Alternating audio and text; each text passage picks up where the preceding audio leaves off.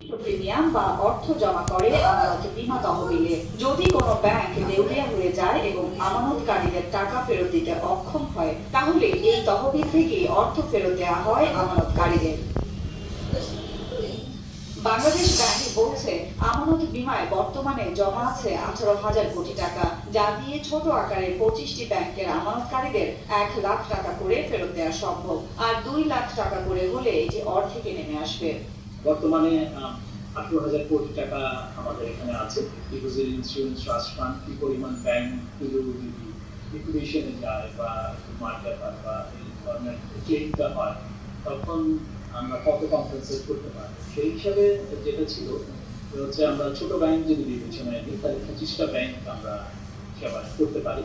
এমন অবস্থায় মার্জারের আওতায় থাকা ব্যাংকগুলোকে সহায়তা দিতে এই ফান্ড ব্যবহারের পরিকল্পনা করছে কেন্দ্রীয় ব্যাংক। যে ব্যাংকগুলো মার্জার হতে যাচ্ছে সেগুলো আসলে সাইজে তেমন বড় না। তো আমরা এখনো পর্যন্ত আসলে এই ব্যাংকগুলোর কি পরিমাণ ডিপোজিট রেট হতে পারে সেটার হিসাব না থাকাতে এটা এখনো পর্যন্ত আমরা এই সক্ষমতাটা কতটুকু আসলে মেক আপ করতে পারবো সেটা বলা যাচ্ছে। সাধারণ আমানতকারীদের সুরক্ষায় রাখা আমানত বীমা তহবিলের অর্থ সম্মিলিত ব্যাংকে বিনিয়োগ করলে অন্য আমানতকারীদের সুরক্ষা ঝুঁকিতে পড়বে বলছেন এই অর্থনীতিবিদ। আমানতকারীদের নিরাপত্তা নিয়েও প্রশ্ন তুলেছেন তিনি। মোট যে ফান্ডটা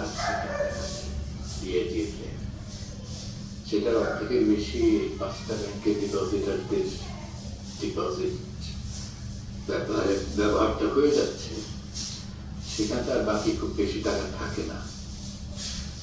তো যদি আরো দুর্দশাগ্রস্ত যে ব্যাংকগুলো আছে তারা যদি একটা নিষ্পত্তির প্রক্রিয়ার মধ্যে অন্তর্ভুক্ত হয় এবং সেখানে এই ধরনের ব্যবস্থা নেওয়া হয় যে ডিপোজিট ইন্স্যুরেন্স ফান্ড থেকে টাকা দেওয়া হবে ডিপোজিটার, তাহলে আর যথেষ্ট টাকা থাকবে না। তবে আমানত সুরক্ষা অধ্যাদেশ পাশ হলে আমানতকারীরা 1 লাখ টাকার পরিবর্তে 2 লাখ টাকা করে পাবেন। তানিয়া লাবণী, দেশ টিভি।